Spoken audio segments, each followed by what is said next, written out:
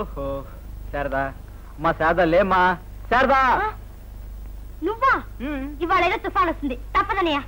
ఎందుకమ్మా? నువ్వు ఇంత పెందలా లేచుంటే అంతే మరి. ఓ అదా, అసలు నేను పడుకుంటేగా రాత్రంతా కళ్ళలో ఒత్తిలేసుకుని గడియారం వైపే చూస్తూ కూర్చున్నాను. ఎందుకు? ఎందుకా, ఈ రోజు నీ పుట్టినరోజు. ఈవేళ పుడుతున్న నా చిట్టి తల్లిని ఎంత త్వరగా చూసుకుందామా, 1000 ఏళ్ళు చల్లగా మనసారా దీవిద్దామా అని ఎదురు చూస్తూ కూర్చున్నాను. లేమ్మా, నువ్వు లేచి తొందరగా తలంటు పోసుకుని తయారవు. నీ కోసం కొత్త బట్టలు తెచ్చాను, చూడు. కొత్త బట్టలు కొన్నావా? ఎందుకనయ్యా ఇవన్నీ?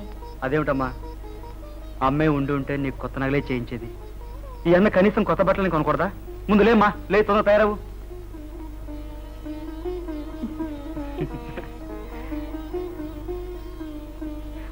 దిష్టి దిష్టి టక్కరి గుంట నాపై కన్నేసిందంట, ఎన్నెన్నో మాయలు చేసి నన్నే కుదరేసిందంట. మనసు మనసు కలిసేరా, నాతో జతగా నడచిరా.